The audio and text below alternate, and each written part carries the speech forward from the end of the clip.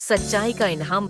गांव के एक छोटे से स्कूल में दो दोस्त अली और बबलू हर रोज साथ पढ़ते थे, मगर एक दिन एक गुमशुदा घड़ी ने उनकी दोस्ती और सच्चाई का इम्तिहान ले लिया। बच्चों, आज हमारी क्लास से किसी की कीमती घड़ी गुम हो गई है। क्या किसी ने देखी है? अगर किसी को कुछ पता हो तो फौरन बताए। सच बोलने वाला हमेशा इज्जत पाता है। शाबाश बच्चों, सच्चाई बड़ी खूबी है। बबलू, तुम कुछ जानते हो क्या? नो नहीं, मुझे क्या पता। देखो बबलू, अगर तुमने ली है तो वापस दे दो।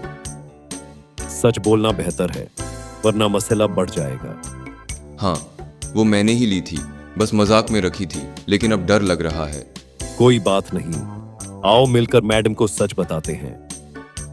मैडम, बबलू ने घड़ी ले ली थी, मगर अब वो माफी मांगना चाहता है। जी मैडम, मैं शर्मिंदा हूँ, आइंदा कभी झूठ नहीं बोलूंगा।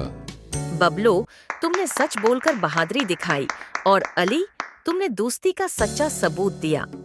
इसी दिन से बबलू ने सच्चाई को अपना रास्ता बना लिया, क्योंकि उसे मालूम हो गया था कि सच्चाई हमेशा जीतती है। House of Children's